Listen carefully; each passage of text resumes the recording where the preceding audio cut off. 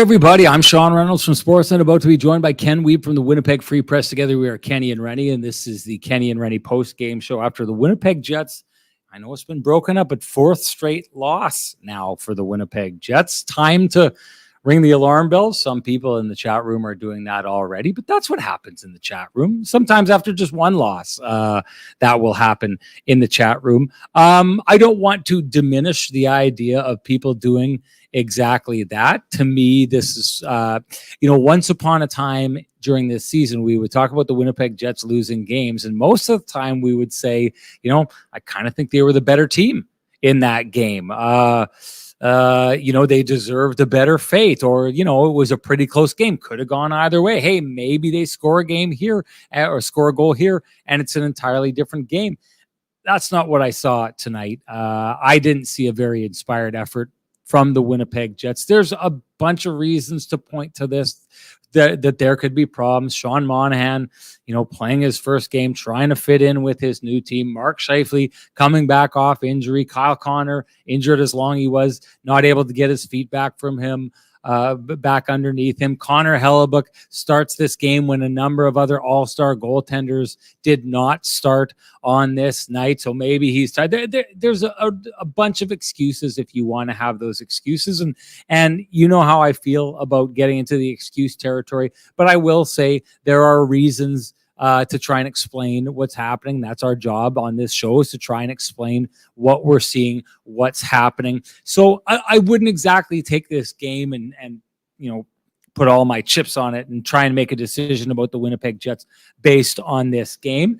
But what I will say is I think the best thing to do is to start looking at and establishing patterns. And as far as I'm concerned, I go back to the last time this Winnipeg Jets team looked like the team that led the charge up to first place in the NHL at one point, that looked absolutely dominant, that looked like it was impossible to get scored on most nights. The last time I saw that team was a game against the Arizona Coyotes in early January.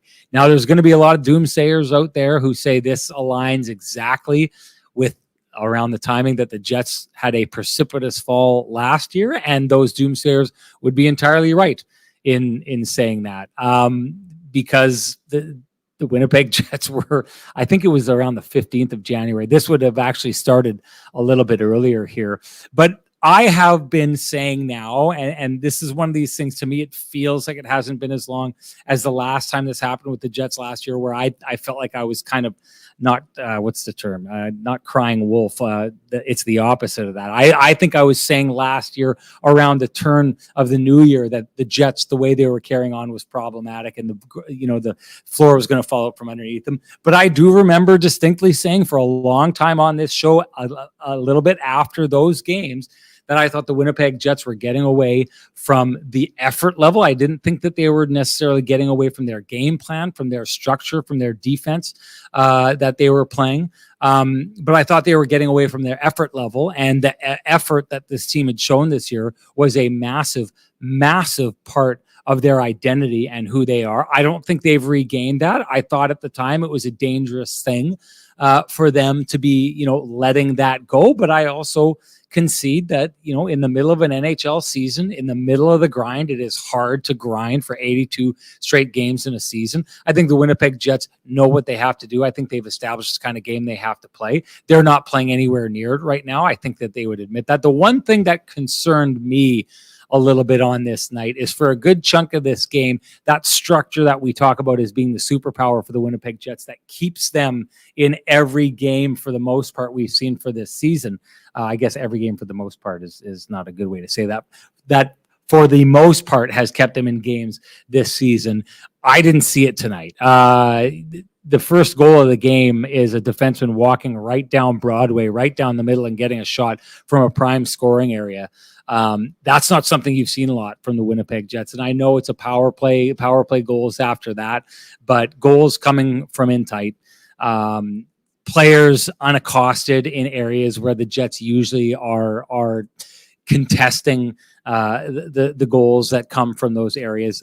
I talked about this on the show. I don't know what the stats would say now. We haven't checked in with those stats in some time, but not too long ago, Connor Hellebuck had an average shot that he faced this season of 37 feet out. This is what it looks like when you allow shots from closer in. Okay, this is my entire point about what this team has looked like and how good they've looked so far. Is yes, Connor Hellebuck and his backup Laurent Brossoit have been playing phenomenal hockey, but they've also been playing behind a phenomenal defense that has lightened the load to an immense degree for them so far this season. That's not what I saw tonight. So for me, again, coming off the break, I don't think it's the biggest deal, but this is, to me, the first time I'm kind of seeing cracks in the armor when it comes to the structure of this team. And I'm not surprised that the Jets were out of this game for the most part. When they do score that goal and it gets turned around, I believe Kevin Sawyer described it as it would be a dagger if the goal was taken back. I felt that way. That's not the kind of language we've used with the Winnipeg Jets so far this season, because they're rarely out of games. It's rarely that you're saying with 12, 10 minutes left in the game, 13 minutes, that, they probably aren't going to come back if it's the case, because they've kept themselves so close. So I don't think it's time to panic, but I'll tell you this right now: if they go into Philly and their defense looks as susceptible inside as it did here tonight, if their effort looks like what we've seen, and of course what we'll get to is this team's inability to score, and really on this night, inability to create very much in the way of dangerous looking scoring opportunities. Hey, coaches will tell you, I'm not worried when we don't score. I'm worried when the opportunities dry up. Well, the opportunities look pretty dried up to me here tonight, which I think is a problem that the Winnipeg Jets really have to get into. I've got a couple things that I think could help, and a couple of things I think the Jets have done that have put themselves in this situation. We'll get to it, but first we want to get the man with the best music in the business in here and get his take on the whole thing here tonight. So here he comes, everybody. At long last, here comes Kenny.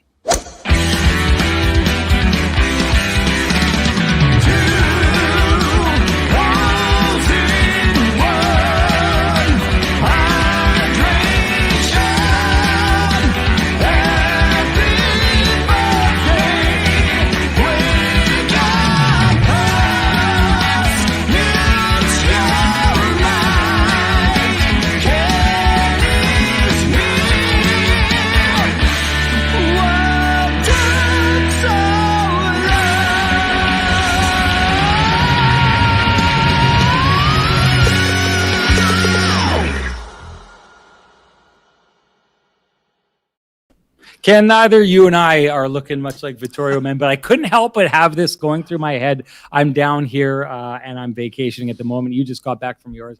And I kept thinking, what I need is one of those like Southern dandy suits from Vittorio Rossi, where you walk around the beach and you're all dressed up, and maybe I could grow a mustache that I twist and a little soul patch or something like that.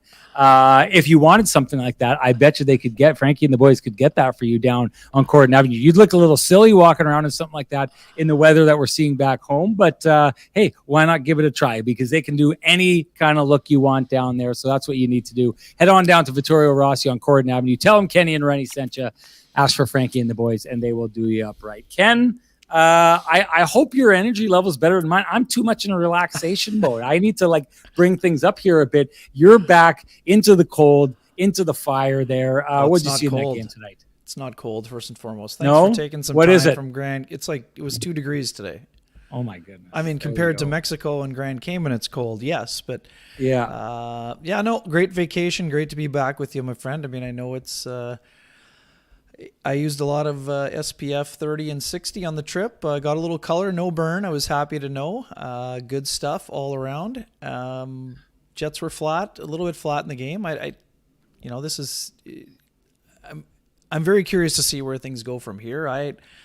I don't think that the Jets were poor today, but I don't think they were excellent. I mean, they were definitely mediocre. It was a very mediocre game, very flat out of the gate. I thought their end of the first period looked decent, had a couple of good looks, some good chances, but they don't look like the same team that they did in December. Now, this is the beauty of hockey. The Jets lost, I think, one regulation game in December, and Jets fans were conditioned to think that they were going to win every night. And right now they're struggling to find the back of the net. It's just very simple. Rick Bowness, we'll be watching Rick Bowness closely. We know there was a very distinct change in how he addressed his team in the media.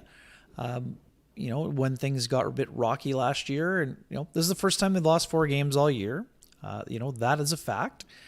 We'll see if they can snap that streak on Thursday against a Philadelphia Flyers team that's been really good. I didn't see the final in Florida. I'll get to it in a second. But in terms of how the Jets played at 5-on-5, Sean, they didn't give up. They certainly didn't generate much. I agree with you completely. They didn't give up much.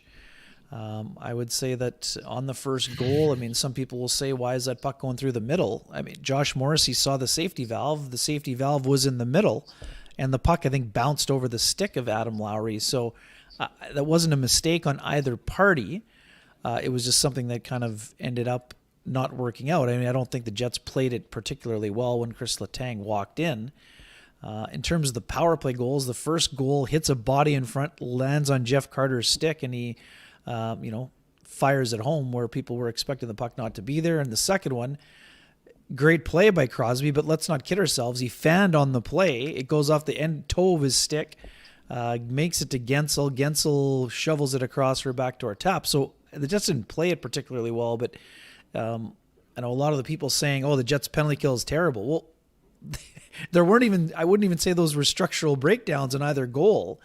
But at the end of the day, they gave up 2 power play goals. So that's what people are going to look at. That's something the Jets need to tidy up. The Leafs took advantage of the Jets power play the penalty kill the other night, got a couple big goals. But to me, Sean, the biggest concern is what's happening at 5-on-5 in terms of what they're generating. Some good looks, sure. I don't think it was an overly taxing night for Tristan Jarry. And this is one of those moments, Sean. We talk about this all the time. And we're still making huge advancements in this area, but this, to me, the high danger chances, according to Natural Stat Trick today, Sean, at 5-on-5, you'll probably be shocked to learn they were 13-10 for the Jets somehow. And the high danger chance rate of 56.52, and their expected goals were 2.29 to 2.12. That means absolutely nothing at the end of the day, but it just seems like one of the nights where, and it wasn't that it was score effects. It was 5-5 in the first period. So, and 4-3 in the third. So it's not like after they sat back, things kind of fell apart. Yes, in the second period, 5-1 for the Penguins, where I thought that they were outside of the first shift or two the Jets had. Obviously, we know where the game turned around. Obviously on the Brendan Dillon hit. We're going to get to that in a minute here, but I'm curious to see where the Jets go. This is not I'm with you. This is not an alarm bell sounding scenario. It doesn't look the same to me. I'm with you 100%. I don't think that the Jets stylistically have changed all that much. We're not seeing snake charmer hockey, but we're also not seeing a lot of offense generated. 9 goals in the last 7 games is not enough. And Rick Bowness identified that in the post-game interview with Mike McIntyre. So I don't think the Jets are, hiding from what's happening in front of them. At the same time, they went to a situation where, things were rolling for them. And right now they're going to need to find a bit of a spark. I do think that Sean Monahan is going to be a great addition for the Winnipeg Jets. Rick Bowness did like his game. One of the people that didn't look like they had a ton of rust. Mark Scheifele looked excellent in the game for the most part. And I don't just mean, because of the goal that was disallowed by the successful coaches challenge. He was noticeable out there. The Jets have missed him a great deal, as we've discussed for the last several shows. I don't see this. Here's Gordy or Jordy Angus. This is a result of Bones' system. We saw it in Dallas, and it's happening again here. The Jets were generating offense from good defense in December when they had their best month. So that's a quick turn Jordy's making there. I personally don't agree with that, but time will tell, and we'll see in the last 34 games, and that's the beauty of it. Again, you can't ignore it, but at the same time, I don't think that I think the Jets have a lot of pieces that they're trying to put together. I know our buddy Nick Lynham is saying it's as simple as putting back Ehlers, Scheifele, and Gabriel Velarde. I mean, that line was excellent. Nobody's disputing that. But right now, Velarde is a guy who's trying to get back up to speed after missing a couple of games. And I don't think it's as easy as just flip-flopping those guys in terms of maybe Kyle Connor and Nikolai Ehlers. I would also say this. I mean, we'll get into it a little bit more as we roll along here. I do think that Gabriel Velarde is a guy who could really flourish with Sean Monahan. They play at similar speed, I would say. And Ehlers could provide a little bit more speed, but also too, Sean, we agree on this, and I mean, we haven't even talked about it. Kyle Connor just hasn't been as dangerous. And again, it was going to take time for him to get back up to speed. And right now, after the first, we thought that empty netter would kind of be a spark plug to get him rolling. And he hasn't been able to find it since then. So I'll be curious to see which way they go. I don't see this as the beginning of a collapse, but at the same time, I mean, you can't ignore the fact that the Jets are in a bit of a funk right now in terms of results, and they're going to have to find a way to pull themselves out of it. That's what good teams do. All good teams go through tough times. The Jets are going through their tough time, and now we're going to find out what the Jets are made of, and I think that they'll be fine. But the power play continues to be a problem for them. I know you touched on it in the beginning, Sean. I mean, I personally think that it would have been a good place to get Laurent Brossoit a start. I think we're going to see him on Thursday against the Philadelphia Flyers, and that's not a knock on Hellebuck. I don't think you can blame him for any of the 3 goals today, but I think that giving him a little extra breather would have been helpful for him in this scenario. Let's dive into this offense a little bit here, and let's do the obvious here and give them the pristine roofing wake-up call, because it's been high time. It was just put up there that the Bic Ronis says, I don't know if these are entirely correct numbers. I haven't run these numbers, so I'm not going to endorse them, but only 11 goals in their last 8 games, lowest goal total in the entire league in the last 12 games. No, I think that's right, 32nd it was worst.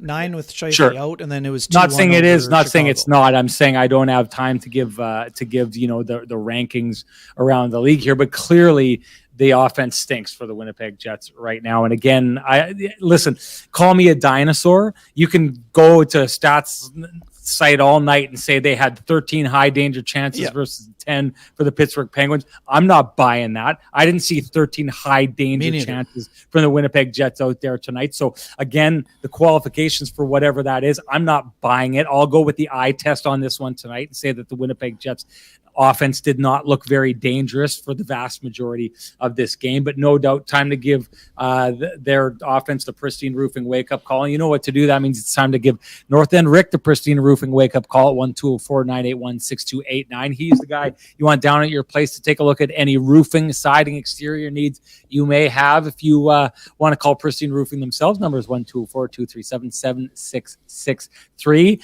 Hey, I know it's +2 out there, so some of you probably have leaky roofs and stuff like that. North End Rick's the guy you want to give a phone call to.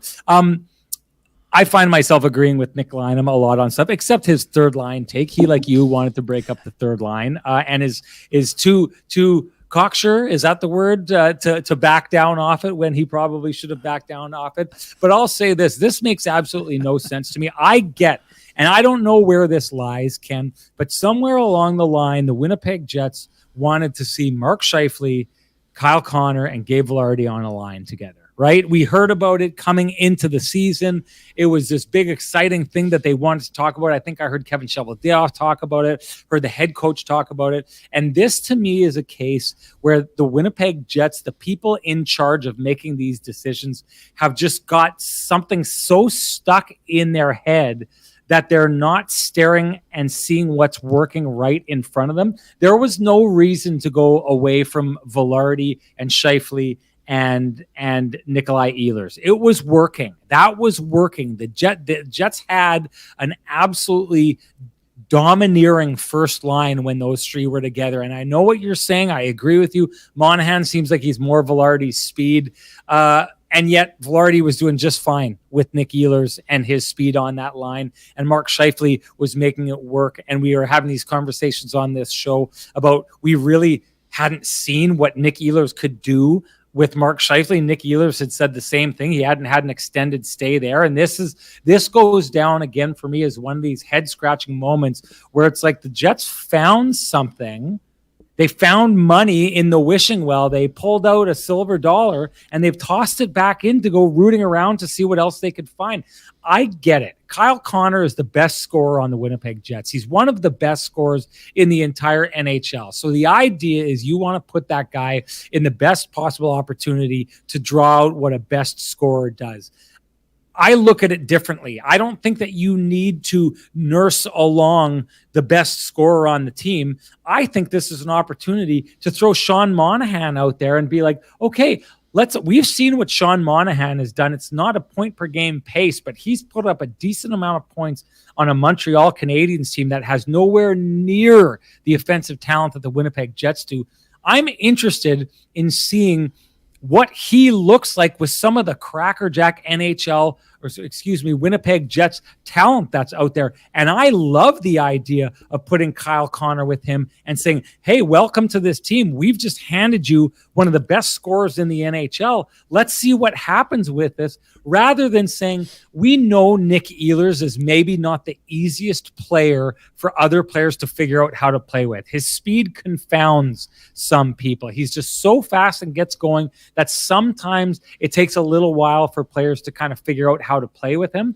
Why are they not putting that line? It's not like you can't get to Kyle Connor, Gabe Velarde, and Mark Scheifele at some point, but it's like somewhere along the line, someone in the Jets organization went and they ripped down the blackboard and they went to the concrete wall in behind it and they chiseled in Mark Scheifele, Gabe Velarde, and Kyle Connor, and they can't move past the idea of trying to get to that line. They found something here. Let that work. Let Kyle Connor go feast on second, sometimes third line opponents, because if you get your third line back to doing what they're supposed to do, they're your second line anyway, and then see what you can elicit that way. And in a team that is desperate, searching for scoring, the idea that they wouldn't go to the most recent thing that worked and worked extremely well baffles me at this stage. They're trying to make something work because somewhere along the line, someone thought this would be a great idea. When he was gone, Ken, Rick Bowness came out, not when he was gone, but when Kyle Connor was gone, Rick Bowness talked about the idea of that line and they wanted to see it and they were excited to see it. To me, when you've got something that works, let it keep working until it runs its course and then try the thing that you still think works. It's not showing a lack of faith in the original idea. It's saying we've found something that works, and what a bullet to have in the chamber to go to Kyle Connor, Velarde, and Mark Scheifele after the fact, if this dries up at some point. But in the meantime, you get to experiment and find different places that Kyle Connor, who again is one of the best scorers in the league, can be a game breaker. And maybe that's beside a Cole Perfetti, and maybe that's beside a Sean Monahan. But we're not getting to see it because the Jets need to get to this line, and it confounds me why they are so intent on trying to land on a place they wanted to start when they've found a lot of cool stuff in between. Yeah, I mean, we got to also look at the Kyle Connor situation. I mean, even when Gabriel Velarde came back, he started, on the fourth line to sort of ease his way back. Whereas when Connor came back, he was thrust back onto the top line. I mean, I get it. He's an established player and all those things. But yeah, sure. I mean, this seems fairly simple as we're trying to talk it out here, right? I mean, that line outscored its opponents 15-4. I'm guessing that stat is accurate. So there was no reason to step away from that. So yeah, I'd be in favor of them trying that. I mean, if you're playing Kyle Connor with Sean Monahan and Cole Perfetti, that makes sense to me. So that's still a very good line. We know that Kyle Connor played on a line at times with Cole Perfetti and Pierre-Luc Dubois, and that line did a lot of good things. Given the passing ability and vision of both Perfetti and Monahan, I would expect that Kyle Connor would still be able to generate a ton of good looks. And once he gets back up to speed, as we expect him to do, then you can, if you want to go, put him back there. And if you want to, like I said, I have a feeling that Gabriel Velarde would work well with Sean Monahan and probably Cole Perfetti. But at the same time, I'd be totally fine with what you said, Sean. I mean, if you're looking for offense, look to a place where they have got offense from, right? I mean, that makes sense. But to me, it's not just about one line not generating. So I do agree with you, but I don't think it's as simple as that. I think right now the third line needs to go. Like, I remember talking to Bruce Boudreau on the day of the trade. Happened last year. He said Nino is a fantastic player. He goes on hot and cold streaks. We hadn't seen a cold streak like this for Nino Niederreiter. I think it's 13 or 14 games now without a goal. And again, that's not to say Niederreiter can't have an impact without scoring. But a guy who is used to scoring feels better when he's scoring. And I think he's only had, 3 assists in that 12-game span. Now it's 3 assists in 13. So that's why, Sean, I was suggesting maybe giving him a little bit more offense earlier on when the Jets were looking for something on that second line when Ehlers moved up to the first. But right now the third line isn't playing, and it's not, I agree with you, it's not just the scoring of the third line. The third line needs to dominate offensively in terms of zone time and grinding the team down. We saw it a lot earlier in the year. They would do a ton of work in the O-zone. They'd get a line change, and then all of a sudden one of those other lines would jump over the boards and pump one in the back of the net. And there too, I mean, someone said in the chat room and you highlighted it, the Jets' fourth line, really good today. And great. And I think that line has the ability to have a huge impact in games. We talked about Vegas last year, Sean. Vegas has the model. They have the template. If you can roll 4 good lines and that fourth line can play against anybody and you can get them 10 to 11 minutes, you can win the majority of your matchups, even when they're playing against higher level competition. But the other problem for the Jets is that when the fourth line is the best line, that means that there's 3 other lines that weren't rolling. So the depth is going to be a big thing for them. But right now, all 4 lines, we've talked all year about looking the same without the puck. And right now in the offensive zone, none of the 4 lines have really got into that feeling great and in the happy zone. They don't seem like they're in the happy zone. And it'll be interesting to see what happens next. I mean, someone sent me a note earlier today. I mean, Jets can't score. Well, it's shocking that even in this stretch where the Jets can't score, it's 3 shutouts in 7 games, I think, and 4 on the season. They went into today 10th in the league in goals. And this isn't just like piling up empty net goals. I mean, this is a team that has scored fairly easily this year. And then, Sean, it goes back to what we've been talking about for months. When you struggle at 5-on-5, which you invariably do, you need your power play to pick you up. And 1 for 28 is not picking up the 5-on-5 offense when the offense has gone cold. I want to talk about that third line. You touched on it. I just want to expunge. What is it? When you expound, sure. One of those words, one of those 2 words. I want you to give Sweet Lou a shout out before we do though, and then maybe we'll play buy and sell. Let's play buy and sell. It's been a long time. Yeah, we should. For folks who are looking for realty needs they'd like to have met, buying, selling, curious about what the house in the corner is looking for, you can contact our main man, Lou Furlan, at Royal LePage Dynamic Realty, 204-791-9971, or at the office, 204-989-5000. His email is lou@loufurlan.ca. That's L-O-U at L-O-U-F-U-R-L-A-N.ca. Lou Furlan, excellent realtor, excellent human being, and excellent supporter of the community, including this podcast, for which we are grateful. And buy and sell. This is an easy one where we can both tackle, Sean. Buying or selling a 2-game suspension for Brendan Dillon, and then we can segue right into the reasons for that and what we thought about the hit. Yeah, I'm buying that. I'm also If buying that's that. the bar you're setting, I'm buying that. Okay, well, then we'll get into it. I'd also like to say, if I'm buying in the true terms of real estate, maybe I should give Sweet Lou a call, because we're staying at my aunt's place down in the Cayman Islands. It's gorgeous. My wife wants to move here. She cries every time we have to leave here. So maybe Sweet Lou can talk her into selling it to me. Now, I don't have the money for it, but Sweet Lou works pretty good magic. So let's see what he's got up his sleeve here. But when it comes to the hit, to me, this is a pretty obvious thing. I don't think that for 1 second Brendan Dillon intended to do what he did, but he did what he did, clean as you get, shoulder to the face. He doesn't catch anything but head on that. It's a disastrous hit.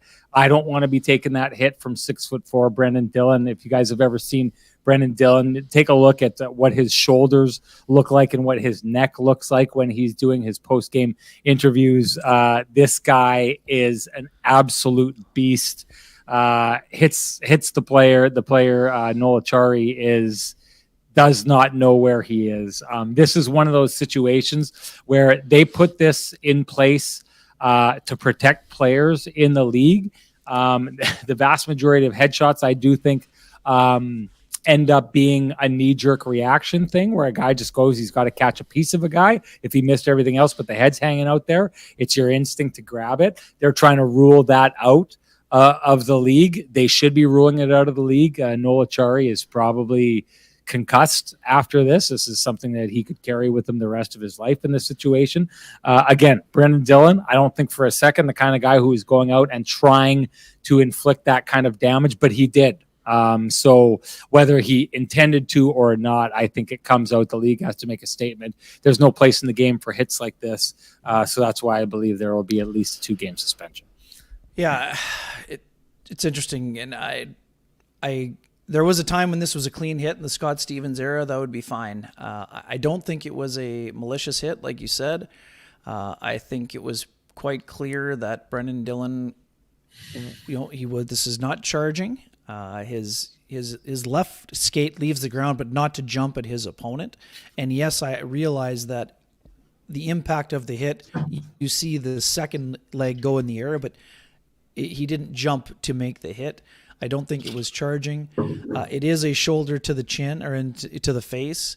I do think that to a degree, I don't think that this hit is an example of targeting. I don't think he was targeting the head. I think it's very clear that Noel Achari is leaned forward. He loses control of the puck. He puts himself in a vulnerable position where that's why I think a game misconduct and a major would have been fine. I don't see it as a match penalty personally. I understand why the call is made in real time and everything else. And, if you slow it down into slow motion, it looks like he could have targeted. To me, in real time, this is not targeting. Unnecessary hit, some people are saying. I mean, a player is skating in the neutral zone with his head down. I mean, I don't know if you don't finish the hit, any coach is saying, what are you doing there? I don't think it was a necessary hit at all. But at the same time, you have to catch part of the body if you're going to make that hit. I don't think that, I think that the player committed to the hit, but I also don't think Brendan Dillon expected Noel Achari's head to go down. So I don't think it was a vicious hit. I think it was a hard hit. I do think that it is going to result in a suspension. But again, the times are changing is what I would say. I do think it's a 2-game suspension also, but I don't know that that's the right call. But I think if the league wants to make all head contact an automatic major and an ejection like some of the junior leagues have done, they should write it into the rule book that way. But right now, the way the rules are kind of written, I don't think it's a dirty play, but I do think it's a bad result. And I do think that we are going to see a suspension. Some people were saying we should say for the record, Brendan Dillon has only been suspended once. It was for slashing Madison Bowie back in 2017. So I don't think he will be considered a repeat offender because of the time that has elapsed since 2018. And also too, it's apples and oranges, but some people were saying earlier that they didn't think Brendan Dillon had been suspended before. He has been once, but it wasn't for a dirty play. This is a guy who plays the game hard. He's an old school player. He plays the game the right way. He's not a dirty player, but the Penguins are not thrilled with Brendan Dillon. A couple of years ago, Sean, you remember the hit he smoked Teddy Bluger behind the net. I think he broke his jaw with a pretty heavy hit there. So no love lost there. And I mean, some of that will go back to the Capitals and Penguins days. That's a rivalry time. I'm sure that I didn't see any of the quotes, but I'm sure the Penguins weren't happy about it, and I understand that. But I don't see it as a dirty play, but I do think it is a hit that the league is trying to get rid of. I just think that in this situation, I don't think it looks like targeting because the player bends forward. And part of the reason the player bends forward is because he lost control of the puck. So I'm not blaming the player for getting hit either. I mean, it was just an unfortunate result. But he needs to catch the body. I mean, there's no doubt about that. I just don't think it's a dirty play. Someone said it in here. I agree. I don't think it's a dirty play, but someone said it in here. It doesn't matter. And it does matter if it's targeted. If he went out to try and do that, then you get a 5-game. But in the end, right.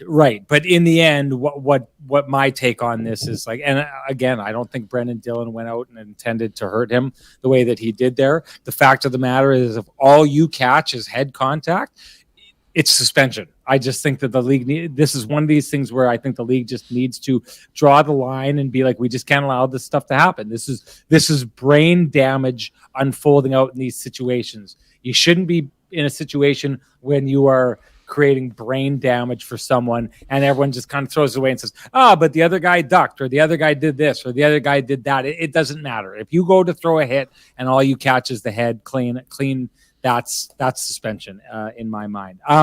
I want to just go back and touch quickly on the third line, or you wrap this up because I need to go back to the third line. It's okay. I think we need to get to what the Jets do if there is a suspension. We'll do that after the we will. We'll jump back to that. I just wanted to go back to the third line quickly and just say, to me, like, I think one of the problems, and I go back to what happened with the first line, is the Jets are in this thing now where they're now all of a sudden trying a whole bunch of different things to try and make it work. And we had the conversation about Adam Lowry going up to that first line. We had it the very first game that he went up to take Mark Scheifele's place. And it was a conversation that we had about the idea that, okay, well, Adam Lowry went up there and he actually looked pretty good in that spot. He looked like he was able to set up some nice plays and do what he was able to do.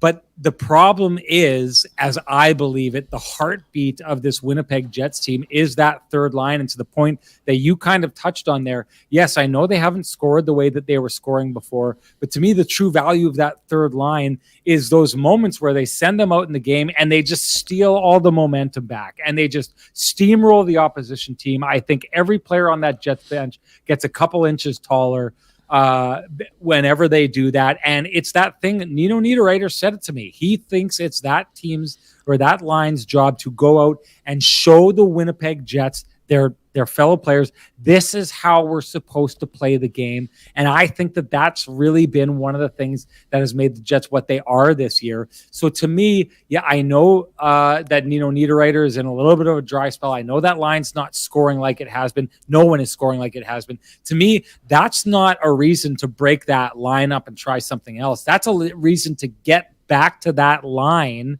and get them back to being the engine that drives this team. So it's funny because there's a lot of ways to look at this, and people may think like Nino Niederreiter is a guy who could be plucked up and provide offense elsewhere. I'm okay with the third line not scoring if they get back to doing that thing they do where they just steamroll the opposition, shut down any momentum that the opposition has. If they can do that, this team is a lot better off. I think it results in a lot more goals from other lines because of them doing it. So I just wanted to be on the record as saying, because someone had said, with me talking about that, like time to break up the third line. Absolutely not. If anything, it's time to re-entrench that third line and get them back to doing what they do best, which I think is the best thing that the Winnipeg Jets have going for them and really was the thing that they had above and beyond any other team in the league for the vast majority of the time when they were making the push to first place. Let's get to what Rick Bowness was doing that already. I think in that last game against Toronto, right? I think that's why he kind of went back to them in those two games against Toronto. And let's talk about this quickly. I actually thought that Mason Appleton had quite a bit of jump in the first period today. One of the Jets guys that were kind of going, but I think one of the considerations at some point, the coaching staff. I mean, last year when Vladislav Nemestikov came to the Jets, his first game was on a line with Lowry and Appleton. Right, it was Barron that got bumped down to the fourth line. They went up against McDavid and did a good job. Nemestikov is a guy that could play up on that third line if the Jets decided to make a choice. But then they're going to have someone else go to center. That'd have to be maybe Morgan Barron goes to center if Appleton goes to the right wing on the fourth. But yeah, I mean, and I don't think that you put Morgan Barron there. Not that he can't do it, but Iafallo would be a guy that would be up for consideration. But I'm with you. I think the third line right now needs to be one of the driving forces here. We've got injured players coming back on the top line. You have Sean Monahan trying to integrate himself into this new team, which I think he will do effectively. So that means the third line needs to drive in terms of that offensive push. It doesn't have to result in goals all the time, but it has to result in zone time and wearing down the opposition. So I'm with you. I think that third line needs to they can have an impact without scoring every night, but they need to be one of the lines that's really driving here in the next. All right. while. If he gets suspended, what are they going to do? You know what? I personally, I'll be very curious to see what happens. I know a lot right now. It's very simple. The Jets' only option, and for LB, I'm sorry, LB, if you did not see this during the 10-day break, I think it was LB that said, it's Declan Chisholm time. Well, Declan Chisholm was claimed by the Minnesota Wild on waivers, so it will not be Declan Chisholm time. It will either be Logan Stanley time, unless the Jets choose to make a roster move, which means it could be Ville Heinola time. We've reached that point in the show where it's time to say something nice about Ville Heinola. He's played 10 games now with the Manitoba Moose since he has come back from the ankle injury. I don't have a report on how he's been playing. I know he scored some points early on.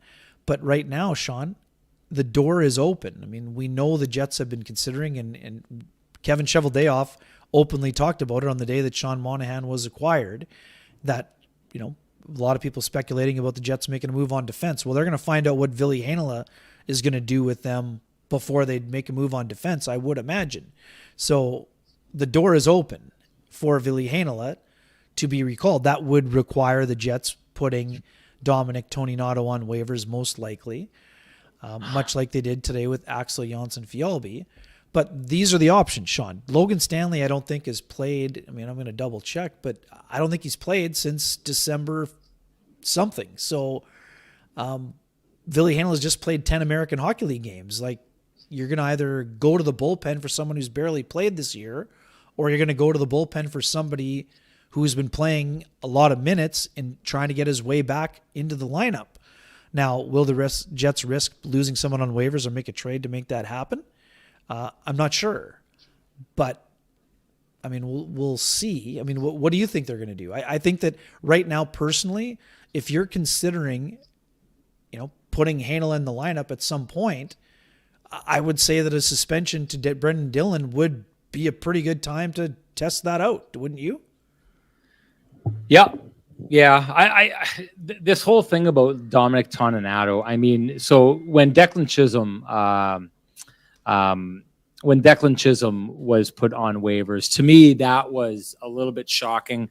I know there's a lot of people, and I know Dave Manouk's a guy I've talked to a long time about this, that if the Jets were ever going to put him on waivers, he was very, very confident that he'd be claimed. Axel Jonsson-Fjällby, I'm not saying that this is going to happen, but we know as of late, and we talked about this for a while there, no matter who the Winnipeg Jets brought up and put into the lineup, whether it was Axel Jonsson-Fjällby, whether it was David Gustafsson at the beginning of the year, whether it was Dominic Toninato, these players were coming up and they were having a huge impact. And I'll say it again. One of the reasons that's possible is because it's a very defined system that Rick Bowness is bringing them into. So they know what their role is. They know how to play that role, and they're surrounded by players that know what they're doing as well. In other words, these players were being put in the best possible scenario for them to show and to succeed. And that's what good coaches do. And that's what was happening with the Winnipeg Jets when that was going on. To me, if you're, kind of playing this game where you're afraid to send a guy like Dominic Toninato down or AJF or, players like that. To me, what you're like, the league knows what Dominic Toninato is. He's not, I don't think he's surprising anyone at this stage. I mean, I think people are going to look over and they're going to say, okay, Dominic Toninato is playing some pretty good hockey right now. But are they really going to look over and say, okay, everything that we've known about Dominic Toninato for the decade? I don't know that he's been in the league a decade, but for the years and years and years that he's been in this league, scratch it and take the last month of his hockey and let's claim this guy and go right away. Now, I haven't inspected the league and taken a look around and thought maybe there's a team out there that needs a guy that does exactly what Dominic Toninato does. Again, I'm not saying he wouldn't get claimed, but I don't think you can take a look at this and be like, well, we can't possibly get by without this player, or expect that a guy who's gone up and down for years through waivers in the NHL is suddenly going to get claimed away. You need to start going in the direction you're going. The Winnipeg Jets said at the beginning of the year that Ville Heinola was going to be one of the players on this hockey team, that he'd made the team.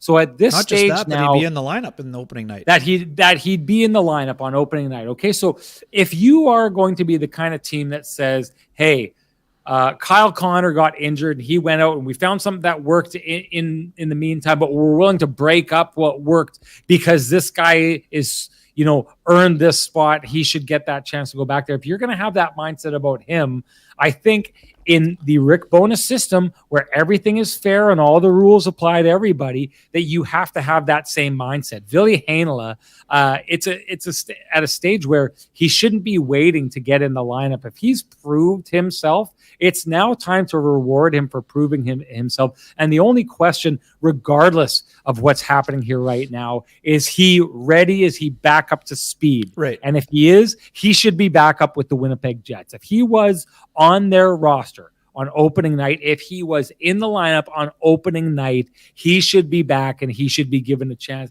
Now, I know T. Will said it before, and I just could not I'm not disagreeing. I think T. Will and I both want to see Ville Heinola in the lineup. I just despise T. Will's assertion that you should bring players up and give them a chance to fail and give them a long runway to stumble and fall all over the place. No, if a guy's ready to come up and take the job, he takes the job. You don't take a guy who's not ready to take the job and say, we're going to sit someone else out who's ready to take the job and going to have this guy stumble his way through, hoping that at some point he figures it out. I hate to say it, that idea to me is ludicrous. So T. Will and I think both agree he should come in, but not for the same reasons. I'm not saying give him. I'm going to say the exact same thing. If the Winnipeg Jets bring in Ville Heinola and he stumbles 3 or 4 or 5 games going into this, like, look what happened. Look at how they've held the Winnipeg Jets defense accountable so far this year. Nate Schmidt has been a pretty good player for a good chunk of the season for this team and found himself out of the lineup. And the message that was sent when they were doing that was like, there's a competition here and you don't get to have off nights. You don't get to not give us your all. You need to be at the top of your game. That same rule should apply to Ville Heinola. I'm only bringing that up because T. Will says that, but I go back to my original point.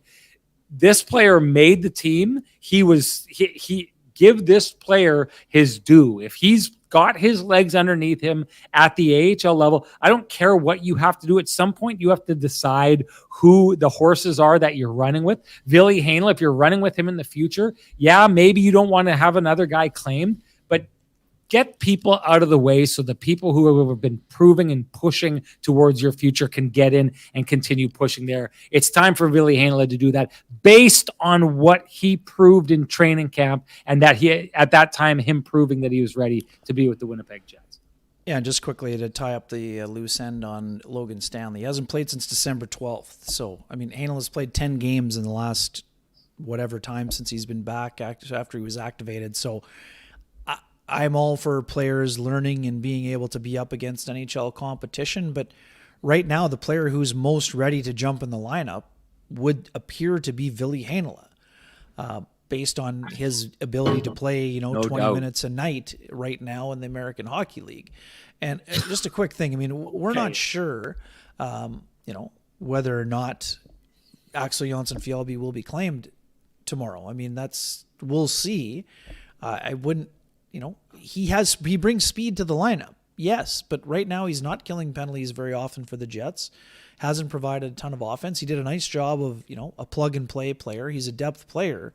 But for folks going crazy about waivers, now, do I think the Jets should have risked putting Declan Chisholm on before a couple of those forwards? Not personally, but the Jets dressed Sean Monahan today, in his debut with the Jets. He was the 16th forward to be in the lineup. When Ville Heinola plays for the Jets, whenever that is, whether it's Thursday, Saturday, or somewhere down the road, he will be the 9th defenseman to suit up for the Jets. The Jets also have an AHL All-Star in Kyle Capobianco that they have on the depth chart. So I'm guessing that was a consideration when they risked and eventually lost Declan Chisholm off waivers. But I'm with you. I think that if Heinola, as long as Heinola is up to speed in terms of his conditioning after playing 10 games, coming back from a very tough injury, Heinola should be under consideration. And Sean, for the folks who said Heinola should go down for 1 or 2 games and then play, this is what I was talking about months ago. You need a long stretch of games coming back from an ankle injury like the one that he had. But 10 games, I would say, is a significant amount of time out. I think they have to consider it. I mean, especially when you consider what's going on in the power play, you have to consider Heinola as an option to potentially be on that power play unit. And, in terms of exits and a lot of the things that he does well, he can help. Does that mean their defense core is undersized for the time being until Dillon's back, if he is suspended? Yes, that's true, but it's a short-term thing, and I'm with you. Ville doesn't need to be given 10 games at the NHL level.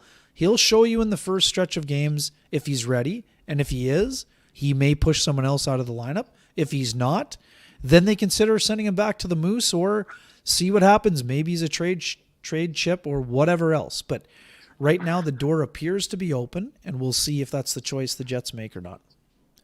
Okay. I mean, he might be gone, B. Henderson, but I mean, the Jets are Axel Jonsson-Fjällby as they're talking about Axel Jonsson-Fjällby, yeah. As of this moment, is the 15th or 16th forward on the Jets depth chart.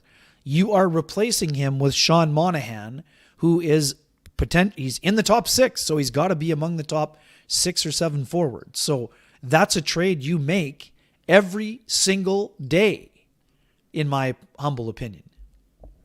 Okay, we got to do a couple things before we get moving on here. I wanted to just give a shout out. I thought the fourth line looked great. Like the one thing, let's just go back to Vladdy Demesnikov, a guy who just, no matter where you put him, shines for this team. I think if you're looking on the positive side of things, you walk away from this and you think that's potentially our fourth line right now. That's what we get to trot out in the playoffs. And I'll be honest, I don't think the Jets are done with trade deadline acquisitions because the Sean Monahan, we should quickly touch on that, but the Sean Monahan trade, which does not put them in a bad spot financially at all, leaves them with lots and lots of space to make moves. I like the Monahan. I like the face-offs. I like I was saying, the idea of he's come across he's not a point per game guy with the Montreal Canadiens. I think he comes to a higher octane team, although they aren't showing it right now, and find the right fits for him. I think he can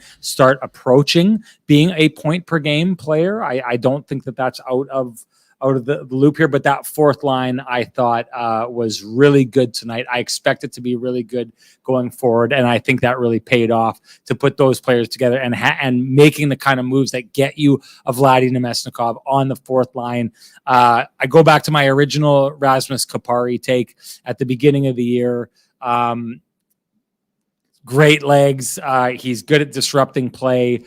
Maybe that's all you want in a fourth line, but there's no one who can tell me he brings as much to the table as a fourth line center as Vladdy Demesnikov. So moving him there, I think, really pays off. And if you're looking to pay off high interest credit cards or debt, we suggest you go talk to our friends at Cambrian Credit Union about their payoff loan. They can show you how taking out a loan to pay off your debt actually gets you debt-free faster, and you can save thousands of dollars. Go to cambrian.mb.ca to book an appointment online. Okay, Ken, we got to get rolling with this kind of stuff. But I have to have this conversation quick just before we get going here.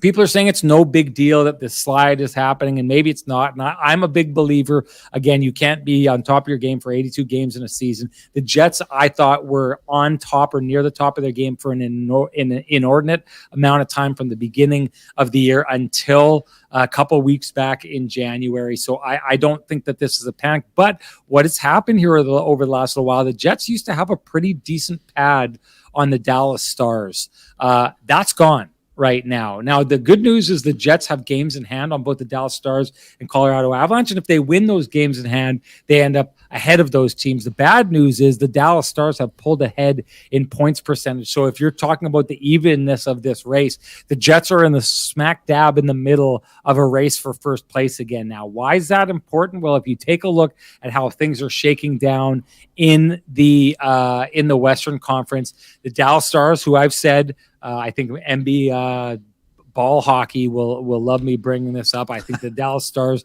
are the real deal. The Colorado Avalanche, I again, I'm not overly worried about them unless they go and they find a second line center going down the stretch here. But they're a team I worry more about, certain other teams. The Vancouver Canucks, Vegas Golden Knights, Edmonton Oilers look like they're going to probably be pretty locked up as the top three on the other side, which means what you're trying to do is you're trying to finish first, because the reward for you right now is either a Los Angeles Kings team that is lost, has made a coaching change. We don't know what they're going to look like, but they are clearly in a downward spiral, in a tailspin. We don't know if they'll find their way out of there. Or the St. Louis Blues, a team that the Winnipeg Jets absolutely own as of late. Or the Nashville Predators, a team that has struggled as of late. The list goes on. Maybe it's the Seattle Kraken. Maybe it's the Calgary Flames. Maybe the Arizona Coyotes sneak in there. But your reward for finishing first in your division is a massive reward. It means you're not playing one of the or the other of the Dallas Stars or Colorado Avalanche, and you're playing two teams that I think probably are going to be two of the weaker teams in the playoffs this year. So the importance of first place, I think, counts this year, and it counts in an absolutely massive manner, because unless the LA Kings can figure things out and become the team that they've been in the past heading into the playoffs, I don't see a dangerous opponent sneaking up there in 7 and 8. I think you got to throw everything that you can to get into first place, because it's a lot better off going through the Nashville Predators and then either the Dallas Stars or Colorado Avalanche than it is having to go through both the Colorado Avalanche and the Dallas Stars. That's playing Russian roulette if you're going to go down that road.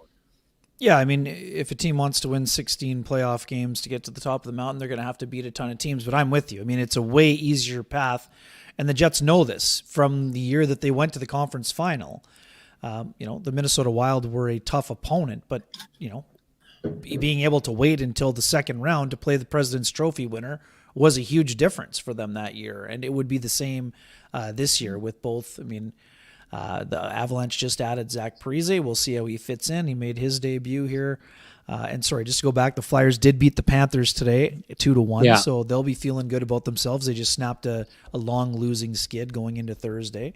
But yeah, I mean, the Jets are, they want to be, No, there's talk that he could play a little bit in the playoffs. Not likely. Not Landeskog being likely to be back for the playoffs. It wouldn't be the start of the playoffs. But it's not the reports that he will likely be back for the playoffs. No, they were hoping that maybe the second likely is very, very, very strong. Yeah, very, very strong. Anyway, we got to get to our business. Johnson Group got you covered. Play of the game. What do you got? Yeah, really good play. I mean, it seems like a nothing burger in the big picture or in the small picture, but in the big picture, Sean, we were talking earlier about Mark Scheifele's play on Sidney Crosby in the first period, where we talked about the head-to-head matchup, and I think that was a kind of a nice honorable mention. But late in the game, Josh Morrissey, Jets are down 3-0. He makes an incredibly hard back check on someone at a time where some other players on some other teams might have been just mailing it in.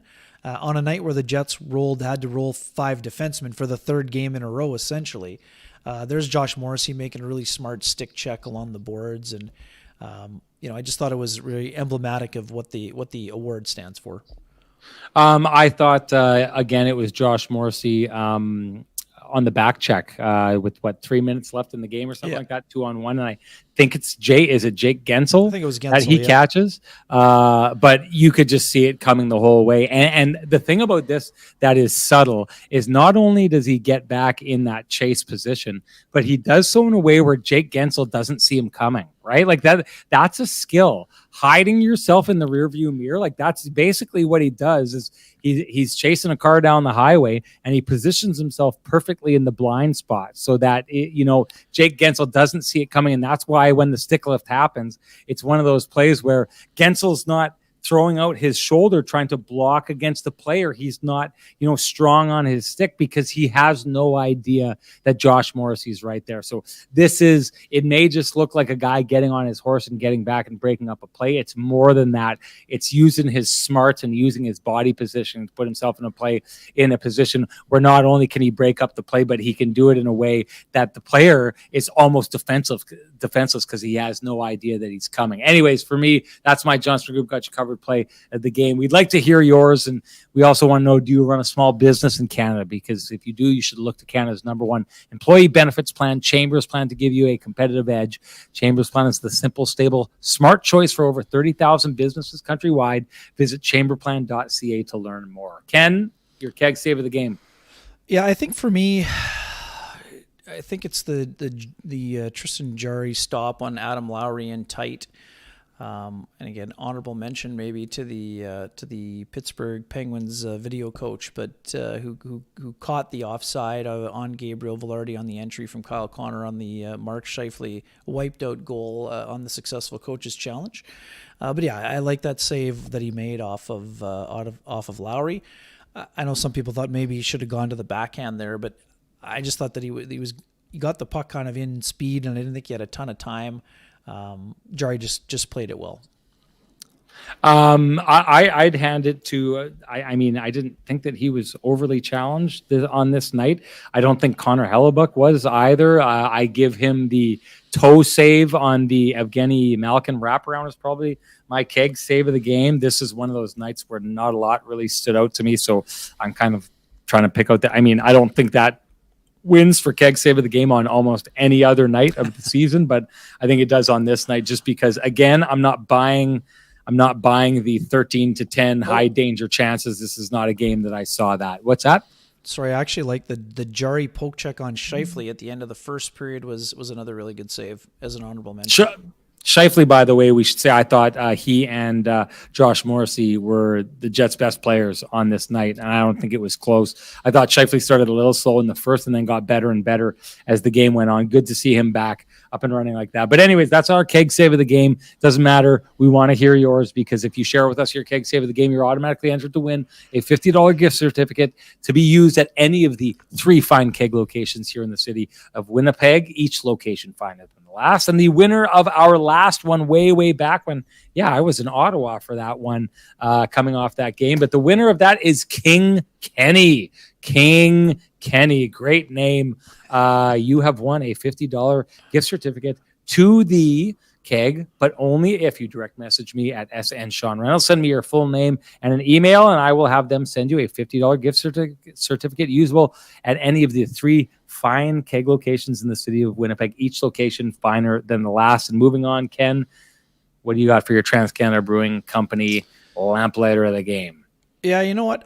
I love the. Oops, sorry, a little early on that one. Love the the end result of the three-way passing play. Crosby kind of off the tail of the the toe of the stick to Gensel, to the Brian Rust for the tap in. But I think it's for me, it's got to be the second goal, because it's emblematic of how the game quickly turned. In terms of the Jeff Carter goal, I'm going to choose just because of how much of a backbreaker it was in the game, where you had the call that the match penalty call.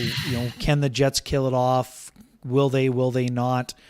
They get to minute 27 left, or I think it was a minute 27 when Carter scored, and then they get the third one that kind of ends up being a bit of a backbreaker. But I thought that the Jeff Carter goal, it came on the heels of the Jets starting pretty well to start the second period. And then they, the 2 power play goals, and it was basically lights out for the Jets. The Penguins power play has been horrendous this year.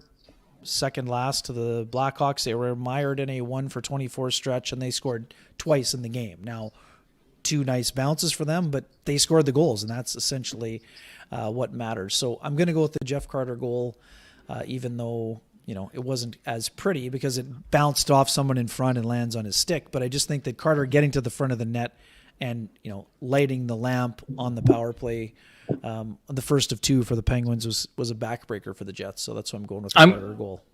I'm going to be a little self-indulgent here and address the many comments about my apparent sunburn in here.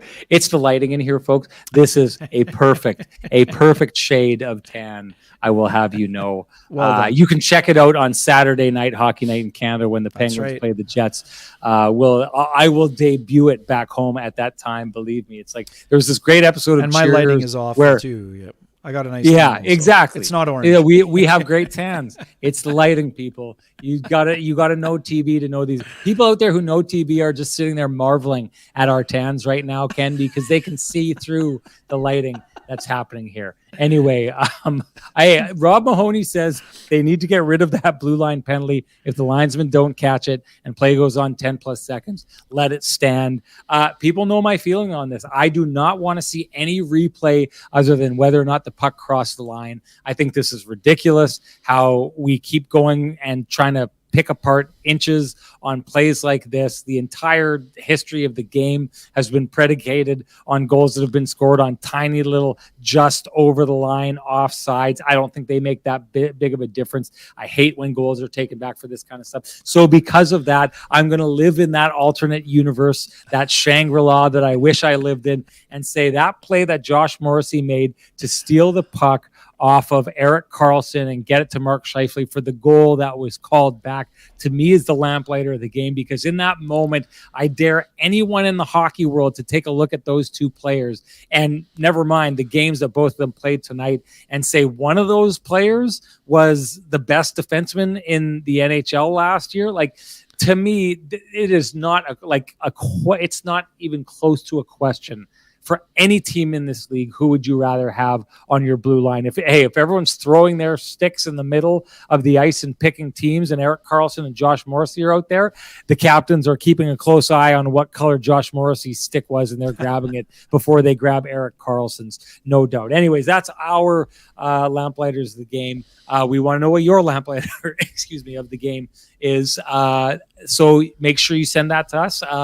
And if you do send that to us, we will send you a voucher for your very own frosty, delicious 8-pack of Lamplighter Amber Ale, brought to you by our friends at TransCanada Brewing Company. If you can't wait for Kenny and Renny to gift you your 8-pack, you can head on down to TransCanada Brewing Company and join them in their tap room at 1290 Kenniston, where we will be having our next K&R event, which is the 19th of February. That is fast approaching. Buddy. So, folks, time to get out, time to have a conversation. We're talking about doing the round table afterwards. If you want to be part of Kenny and Rennie's Knights round table, Knights and Knights S. I don't know what a female knight is called. I think they're just Knights. So Knights round table, come on out. Here's the Eventbrite code to head to. Yeah, we would love to see you there. Get like your tickets. Says right down there. There you go. Waiters has it. Yeah, your ticket says Waiters, who was there last time and makes it to so many of these things. Waiters, an absolute massive supporter of KNR, of WST, of a lot of the other podcasts in town. He's the kind of guy that make us tick, no doubt. Hey, before we go, I gotta say, we gotta hash this out. I hate that Rick Bowness did not pull the goalie in this game. Oh. It drives me absolutely crazy, and I'll tell you why, Ken. I know that you disagree with me on this. You didn't think it was necessary. I don't strongly disagree, but I disagree. To me, this goes against everything that should have been done in this situation. It doesn't matter if you lose 4-0 or 5-0. None of that matters. This is a team that's trying to get its offense going, and you don't give them the opportunity to get out and try and, like, I don't care if they lose 7-1, but they get that one goal with the empty net, with the goaltender pulled. To me, this is just goes against everything that should have been done in this situation. I think it shows a lack of faith in your players in this game here. I don't want to get to that to me, that's too much. I don't want to say that Rick Bowness was showing a lack of faith in his players. I think he just thought they didn't have it there tonight. I think it's the wrong way to go about this. This team needs a goal. It needs some confidence. And we've seen this before. Sometimes a player can go out and get that one goal and it could lead to something big going down the stretch. The Jets needed a reason to feel good on offense tonight. And there was an opportunity to do it in a situation that it did not matter if the puck ended up in the back of your net. And if it had anything to do with the old idea of the Jets have allowed 3 goals or less in a certain amount of games, then that would just be stupid. Play the game the way it's supposed to be played. Get these guys back scoring and on the board. Get some good feelings going in. And the best way to do that would have been to pull the goaltender with 5 or maybe even 6 minutes left to try and get them back into that game. Again, I don't care if they lose 5-1, 7-1, 8-1. If they get a goal in that situation, I think it's worth it. Yeah, fair enough. I mean, I don't think the Jets had a ton of time where they had control, but yeah, I mean, if you're going to try to roll it, Kevin O, who we will see on Thursday, Sean, the Jets are better 5-on-5 than with the extra skater, and I don't think that was the reason. Rick Bowness did it, and to your point, Sean, I mean, we know that Rick didn't not pull the goalie because of the 4 goals or fewer. I mean, he did it against Boston, right? I mean, so we know that didn't play into his mindset then, and I'm sure it didn't. It now. better not have, because if these people here who think, if Stanzilla Mall thinks that he's making a great point here, saying the Jets are great with the man advantage, you're right, Sean, mocking the idea that the Jets should put an extra guy on the ice. Well, then why stop doing the right things? Why stop doing the things that make it, like, rather than trying to fix the problem, let's bow down and buckle down to the problem. That's a ridiculous assertion to say that. The Jets need to pull out the ability to try and score their way back into the game with an empty net goal. That's not even anything I touched on. The idea that a team needs to work on trying to score an empty net goal and putting 6-on-5 on the ice, if anything, to practice that situation in a real game situation. They may need it down the stretch here. So to me, I was baffled. I was baffled that they didn't go down there. I don't know what the answer was. I don't think he was asked the question. But to me, this is not how, like, the Jets and Rick Bowness, for the most part, have played the game the right way and do the right things. Like, again, if we go back to them pulling the goalie and getting scored on, and it ended they got that 4th goal scored on them. It ended that streak just shy of the modern day record. If you're not doing it if you're not keeping your goalie in that situation, then why not do it here tonight? I'm baffled as to why they didn't do this. The Jets need to get a good feeling. They need to put some pucks in the net. They needed to give themselves the best opportunity to do that. And putting the extra player out on the ice for 6-on-5 for an extended number of minutes was their best opportunity at doing it at a time where it didn't matter if they got scored on towards the end. I don't know. Maybe they're sitting there and they're looking at things right now and they're seeing that they're the number 1 team in the league with goals against, and maybe they're protecting that stat. Is it more important to protect a stat, or is it more important to do the right thing to win hockey games? I think on this night tonight, they didn't do what the best thing was for this team to go forward and try and win hockey games. Yeah, I mean, I just would say, I think if it was a 2-0 game, they would have done it for sure. So maybe that means they should have done it 3-0 also. I mean, they're trying to get a good feeling going. I mean, that makes sense to me, but it's not riling me up the same way as it is you. But I like the intensity. Totally. I like the intensity. Yeah. I like it bothers Dom Zappia, who says, Sean, seriously, you're that upset? Ha ha. I'm sorry to have offended you, Dom. But yeah, playing the game the right way is something that's important to me. Having watched a team that quite often didn't play the game the right way for a long time, and it caught up and bit them in the butt. So I'll continue to push for them to play the game the right way, as much as it bothers some of you. Anyways, that's it for us.